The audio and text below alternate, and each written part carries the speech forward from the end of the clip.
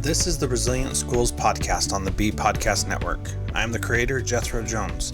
In this podcast, we help schools become resilient, which means that they are able to adapt and overcome any situation that presents itself. Enjoy the show. I am excited to have James Moffett on the program. James Moffett might be my favorite. What's the word? His bio, his intro. He said, "My name's James Moffett. I'm a principal and I love kids." And you know what? That's pretty awesome. James, welcome to Transformative Principal. Hey, Jeff, I'm excited to be here. Thanks for having me. It means a lot that you'd even invite me on. So I'm excited to have a conversation with you today. It's my pleasure. Now, you and I have been following each other on Twitter for a while, and then we didn't meet, but had a close encounter at the Attachment Trauma Network's conference in Houston earlier this year. So tell us a little bit more about yourself and why trauma is a thing that you've become interested in. Man, I think, I think just my history is I'm a pretty empathetic guy. Like I care about others, and I like to hear people's stories. And I think back even to my college graduation in 2004, the president of our college, his whole commencement speech was about everybody has a story. And I remember that, and just really thinking about that, like everybody truly does have a story. So, getting into education, this is my 18th year. And I've always really been drawn to the importance of relationship and just getting to know kids. And, with social media now, I think it's amazing how we can stay connected to some of our kids that we've had years and years ago. I started teaching in 2004, and I taught kindergarten for 2 years. And a lot of those kids that I had as kindergartners in 2004 are now 22, 23, 24 years old now, and still connected with so many of them. That's just amazing. And it goes and speaks to the importance of that relationship. And even now, like, I moved to Wichita, Kansas in 2008, started teaching in Arizona, moved to Wichita in 2008. And the very first class that I had here in 2008, those kids are 23, 24 years old now. And like my barber right now is a kid that I had in fifth grade when I first moved to Kansas. And again, it's just a relationship thing. And so that's something that's always been super important to me, really trying to get to know how kids tick, why they tick, what they have going on. And then I, just like you, we talked a little bit offline about, Jim Sporleader, and I always call him the godfather, but he's of trauma-informed care, but he's become a truly amazing friend to me. But I met him back in 2015 at the conference where I got to watch Paper Tigers for the very first time. And he was on a panel. We got to ask questions, and, I found him on Twitter afterwards and just began to learn more about him because he has a story as well. And his story is pretty amazing to me. And just that was enough to kind of push me. And I was in my first year as a principal at that point. And one thing I do believe strongly is, we grow up to be teachers like we had. We grow up to be parents like we had. Sometimes we had great examples, sometimes we didn't have great examples, but that's who we are at our core. And when I went to that conference, it made me question some of the things that I was doing as an educator, and question some of the things I was doing as a first year principal, who was very authoritative and very fear-based. And I just saw that there was a different way to do business, and that was important to me. And so reaching out to him and connecting with him and learning about his work, and then getting to my own work about, about the brain and about connection and neuroplasticity and all those words that we can talk about, just really understanding why we tick, takes me back to that original question, the way that we do. And I think it goes back to that everybody has a story. And so that's kind of driven me to really try to figure out what people's stories are and try to connect with them in meaningful ways. And here I am, like I do consider myself a trauma-informed principal. I wasn't always, and I wasn't a trauma-informed teacher, but that's who I am now. And I think that's important. And I think I've begun to see school different. And I think that's important. So I listen to you talk about, a transformative principal. Like, I think we need transformative schools.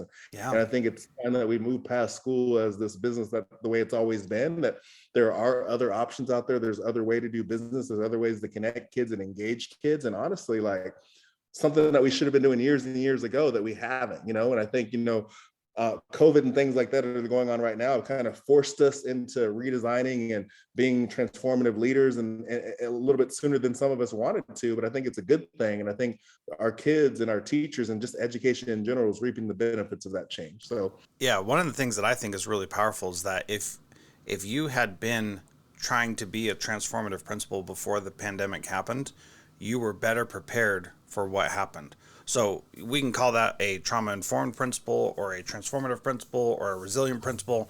There are all these different ways of describing it. But if you were doing more than just thinking about how to accomplish my goals as a school, if you were caring about the people in front of you and doing something for them to help them grow and become better, and adjusting your school to meet their needs, then you were ready. I really think that you can never be ready for the pandemic, but you were as ready as you could be, And what are your thoughts on that, James? Oh, I agree with you 100%. I think, like I said, the pandemic kind of fast forwarded some things, but it didn't completely change things for me, and I think going back to that, everybody has a story. Like my very first superintendent, and I speak about him a lot, and I try to reach out to him as much as I can. But one of the things that I appreciated so much about him is how personable he was. Yeah. And like everything from even the hiring process. I remember I was a fifth grade teacher. I thought there was no way in hell I'm going to move from fifth grade teacher to administrator. And but it was one of those things like I might as well apply and go through the process and kind of see what happens. So I get offered this job. And I remember I got offered the job on a Friday night and I accepted it right away. And the very next day on a Saturday, like my superintendent calls me. It was just more of like, hey, welcome. We're excited to have you. And that really set the tone for the relationship that I had with him, because I don't think there's lots of superintendents who operate that way. And then he made it a point to be in our buildings as much as possible. And one thing, talk about personableness. He didn't just come in and say, how are your kids? How's your family? He would come in and he would call my kids by name. I know. He would say, how's Aria doing? How's Ayana doing? And that was so powerful to me. And that moved me to make sure that I was doing the same things as well. And so when I was going in the classrooms and popping in to check on teachers, but also talking with kids, I was trying to gather as much information I could about who they were as people, so I could include that in our conversations. And, it wasn't a forced thing. It was like, I saw the value in what he did for me and I wanted to do that for other people. And I remember, like, even now on my calendar, every single Friday at 10 o'clock is the one time that I'm for sure closing my door. I usually have the door open or I'm not in there at all, right? Yeah. And so at 10 o'clock on Friday is the one time where I sit down and I think about the week and I try to write 4 appreciation cards out to staff members, just things that I saw, things that I witnessed, things that were meaningful and moving to me. I want to acknowledge them for those things. And I think back a couple of years ago, I had a teacher, and just through Facebook and social media, I knew her dog's name, I knew her kids' names, and I knew her husband's name. And so when I was writing that card to her, I made it a point to include those things that I knew about her to make her feel that connection that I felt. And so, you're right. Going back to your original question, like COVID was something that we couldn't ever be prepared for, but it didn't really change my leadership style much, because it really, again, reiterated the importance of relationship and connection is more important than anything else. Well, and I love that story about writing notes to people, thank you notes and things like that. One of the things that I've seen is that when you express gratitude, then or appreciation or care or concern, people remember it. And I've got a story similar to yours. My wife had a baby shortly after I joined a new school district, and my superintendent got on Facebook and just wrote her a message saying, congrats on your baby. It would have been fine if he would have said that to me, but he went out of his way to find who my wife was and find her on Facebook and then write a message on there. And from then on, my wife thinks that he is the best leader that has ever existed. And if there was ever, and there were some negative things in the news about him, as there are about every superintendent, and she lost her mind that people would even dare to think that this guy, who didn't have to say hello to the wife of a lowly peon in the district, but they actually did that, was really powerful and really made her feel like we mattered there. And it was really powerful. It's very simple, but so impactful. And I think the more we do this work, the more I feel like it parallels to the experiences that we want our kids to have, right? And so when we're talking with teachers, one of the things we often ask is, or we say is, your kids aren't going to remember that lesson you taught, but they're going to remember the experience. They're going to remember that you saw value in them, that you realized that they were unique and that they were special. And it's the same thing for teachers and even for us as leaders who are looking to our leaders. It's not always every task that was given to us or every even reprimand that we get. It's those memories and those special things that they saw in us, the uniqueness that they saw in us to make them want to or feel the desire to invest their time in us. Those are the things that we remember. And, when we talk about being trauma informed or transformative, like that's exactly what it is to me, because we know that people work for people that they care about, right? kids work for people that they know are invested in them, that they care about. And like, we're in a business, and I hate to use it that way, but we're in a business of kids, and we're in a business of loving kids and, shaping kids to be successful adults. And if we can surround ourselves or create or help to create a culture where people feel cared about and invested in, that trickles down to our kids, and that trickles up to us, and it trickles up to our leaders as well. So it's really what it all comes down to. Well, and this leads into one of the questions that I have for you, which you mentioned earlier that you were a very authoritarian principal in the beginning, and we think that the way we, and this is intentionally harsh, so bear with me for a minute, right? So Yeah. we think that kids who are struggling socioeconomically or who have had trauma or maybe have a rough home life, that they need structure, they need rules, they need expectations and all that kind of stuff. And that may be true, and those things may or may not help, and we mostly believe that they do. But the thing is that the thing that really connects kids to adults is when the adults show appropriate levels of love and care for those kids. And so instead of being like, I love you, so I'm going to be tough on you, it's I love you, and sometimes I need to be tough on you. So there's this big culture of compliance in education, and how do we balance the need for kids doing what they're supposed to and being compliant with caring about them, loving them, and giving them opportunities to make their own decisions, because that's actually how they're going to get better, is by making their own decisions. Yeah, and I think there's a correlation between everything that you just said. Like, there's this loving foundation, this relationship that has to start, and it starts on day one. And one of my biggest pet peeves, and if I could find my keychain, I would show it to you. But one of the things that all of our staff have on our keychains, it says two things. First, it says, if you wouldn't accept it from your supervisor, don't dish it out to a kid. I think that should be a big foundation of all the things that we do. And then the second part of it speaks to your point, is, our kids are owed respect on day one. And I'm one that it's a big pet peeve of mine to hear adults say that kid has to earn my respect. No, we work in public education. We get to work, we're choosing to work with kids every single day. And those kids are owed our respect on day one. But I think that starts when I'm vulnerable with kids and vulnerable with the people I work with. And it starts with this loving, caring relationship. So one of the things that we talk about, I have a consulting business on the side, and the whole premise of that is love kids. That's why I say that. Love kids. Hashtag love kids, love kids, love kids. But one of the things I say every single day to kids is, I love you. There's nothing you can do about it. I want them to hear that every single day. And I need them to understand that there's nothing that they can do. Even though I might be disappointed in their behavior, disappointed in an action, there's nothing that they can do that's going to change the love that I have for them. And in fact, because I love them the way that I do, I'm going to be there to support them even when they do mess up, because they're going to mess up just like I mess up. And I think that's where we are. And when I go out and I talk to schools, I talk to districts, I say that any organization, whether it be a school or a business, has to have three fundamental things to be successful. It has to have accountability, structure, and consequences. But I start by saying all those things are rooted in love. Accountability without love isn't a good thing. Structure without love isn't a good thing. Consequence without love isn't a good thing. So that love and caring relationship, that compassion that you speak to, has to be the foundation of everything that we do. Before we move on, let's hear from our sponsors. How much of a mind shift is that for most educators? Most people go into education because they do love kids, but somewhere along the line, we sometimes forget about that. So how do you help teachers see that that's a real thing that you can say, I can tell or not? Yeah, I think you have to model it, but I think a lot of it goes back to, the reason it's such a mindset shift for so many people is because that's not what school was for them, right? Yeah. And I think for a long time as educators, we've set ourselves apart from our students, and we haven't allowed ourselves to be vulnerable. We haven't allowed ourselves to be just real with kids. We've tried so hard to be just professionals. And part of us as attempting to be professionals with our kids, we make every attempt to appear to be perfect with our kids, and we're not. And when you're that person who's making every attempt to be perfect, well, I'm not perfect. So if I'm with somebody who in their mind or puts out this appearance of being perfect, I shy away from that, because I don't want them in their perfectness to judge me in my imperfections, right? And so I think as educators, we have to let that veil down and just be real with kids. and be relational with kids. None of us like to be around people who are know-it-alls.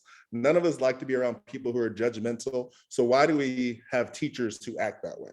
And I think it goes back to that's what they've always seen modeled to them. So it is a big shift in mindset. And I think the best thing that we can do to help in that shift is to really model it, live it, and let them experience it. And if we can do those three things, then they're going to begin to see the importance of the shift, because it's necessary, especially right now with such a need for social emotional help, with such a need. We're in a mental health crisis in schools right now.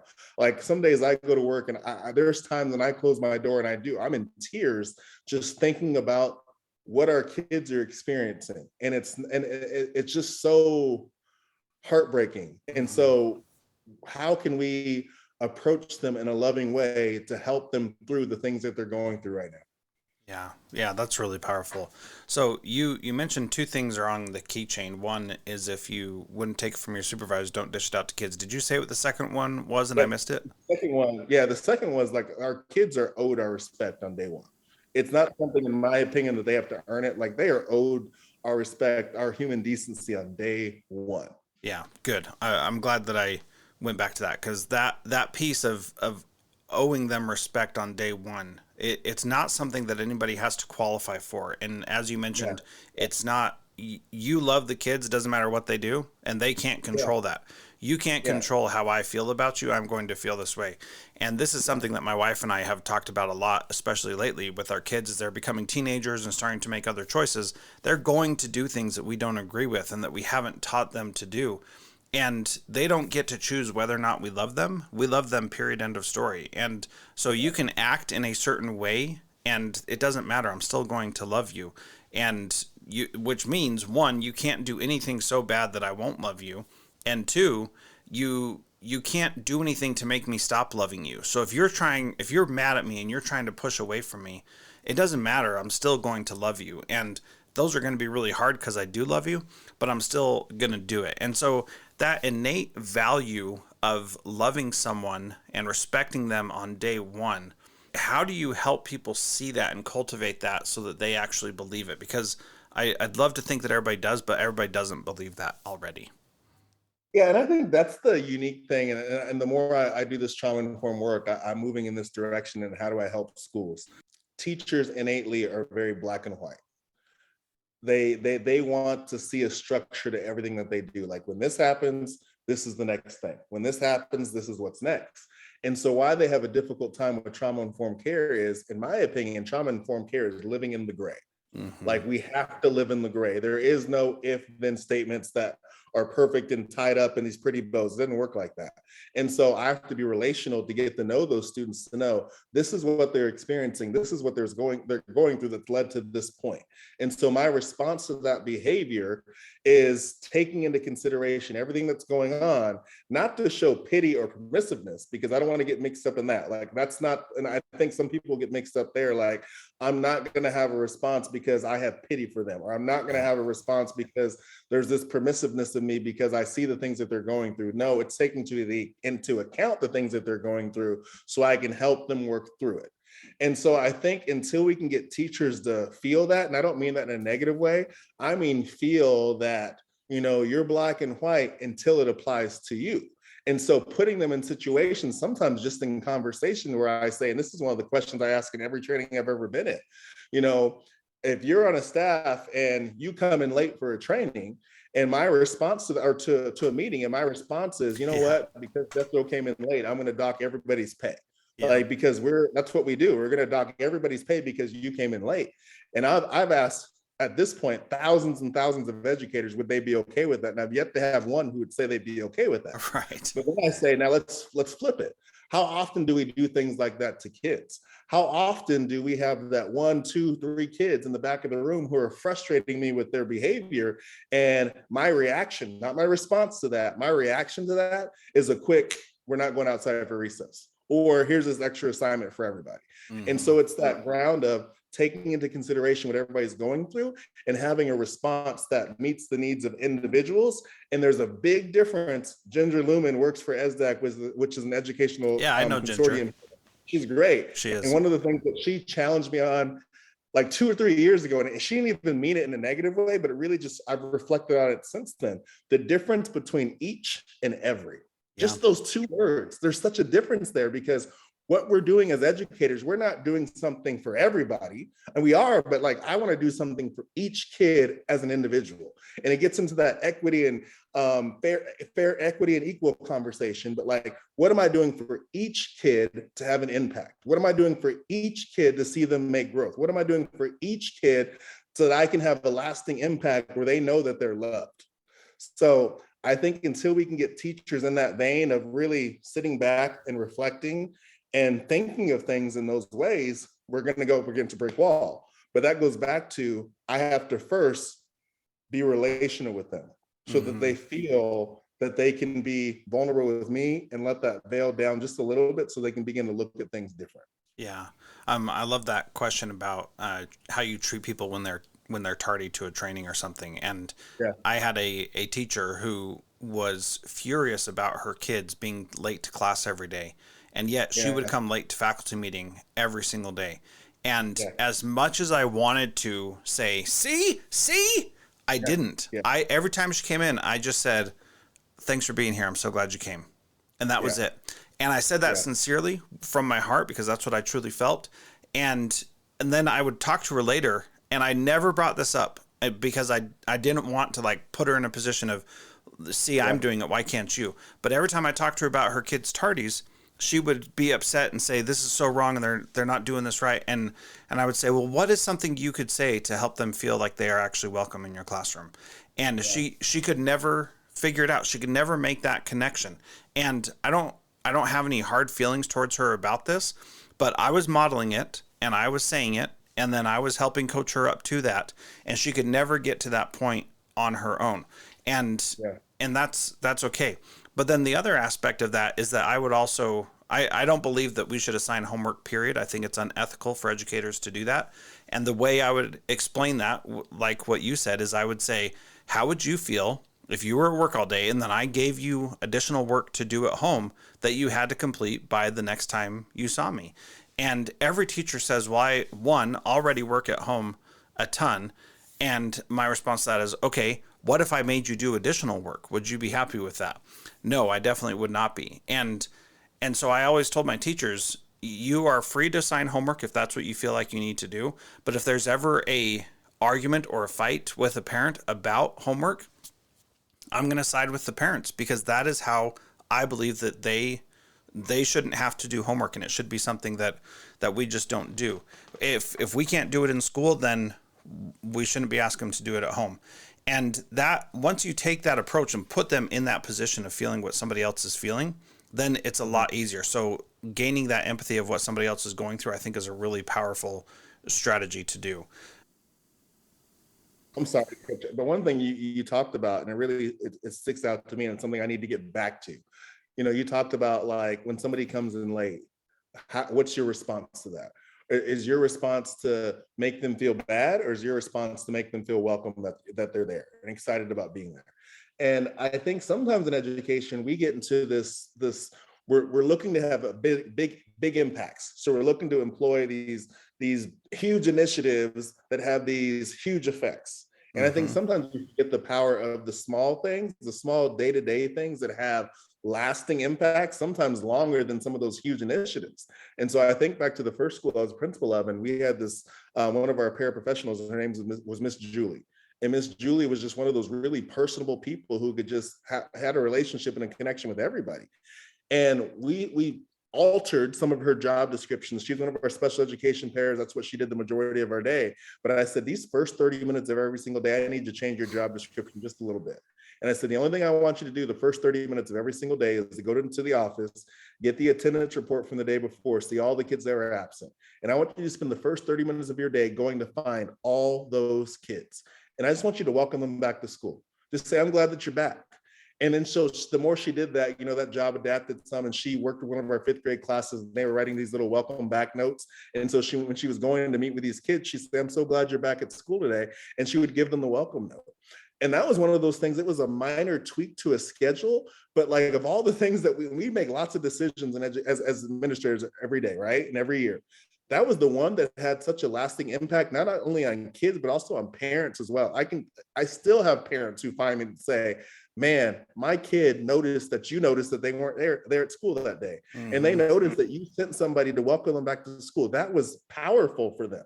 Yeah. And I think that's just another small tweak that shows love, compassion, and just that's what we need to be doing more of in schools. Yeah. Have you heard of the book, The Rabbit Effect? I've not heard of that one. I'll look it up though. Okay. So I put a link in the show notes for anybody who's listening. I'll tell you the really short version. Short version is they were trying to see what kinds of diet, what the impact of diet is on a body. And so they were using rabbits, and the person who was administering the food and stuff to the rabbits, she would give healthy food to some rabbits and unhealthy food to other rabbits. And the unhealthy food that she gave to the rabbits, because she was such a kind, personable person and was talking and loving on the rabbits, they had the bad food but had much better health outcomes than those who were administered to by a different person who didn't, get involved and love them and talk to them. And just that act of being healthy, appropriate, kind, loving made those animals feel that much better and have much better health outcomes. And we know that from, the ACEs study with Dr. Nadine Burke-Harris about how, that the health outcomes lead to very negative things for kids who have experienced trauma. But the truth is also the same for those who experience love. And if you have those things in your school and in your classroom, then you're going to have those situations come up. Now, I did a really bad job explaining that whole thing, but the rabbit effect, go read the summary of it. You'll get a much better version of it than I gave. So the last question I'd like to ask you, James, is what is one thing that a principal can do this week to be a transformative principal like you? Okay, I'm going to give you two responses to that. Okay. The first one is I'm on spring break, so they can rest and they can recover and they can reset and just enjoy their week and try to unplug from school. Because I think as leaders, we need to do that as well. Yeah. And that's, for me, that's been a transformation for myself, because I remember going from working easily 100 hours a week when you first get your first principal job and you're trying to do all these things and you're trying to get these systems and all these things in place. To now where I try to be 40 to 50 hours a week. So that's the first thing. For the people who are on spring break, enjoy it. Yeah. I think the second thing is just put more focus and even greater hyper focus on the relationships you have in your building. And I think as leaders, sometimes we are so intentional about the relationships that we want our teachers to have with our kids, but I'm asking leaders to be more hypersensitive about the relationships they have with their staff. Mm-hmm. That's so important. So I think a challenge would be this week is to pick, and we all know we all have staff members who are more connected with and some that we're less connected with. That's just life, so I would challenge people to pick those maybe 2 or 3 that you don't have the connection that you would hope for, and be intentional with them this coming week and learn one thing new about each of those people on your staff that you can hopefully use to blossom that relationship and grow that relationship so it gets to be more of what you're hoping for. Yeah, I think those are great. And so people, if they want to follow you on Twitter, it's at James Moffett Jr. Definitely check him out. He's got great stuff. And James, it's been awesome talking to you. Thank you so much for being part of Transformative Principal. I appreciate the invite, man. Thank you so much.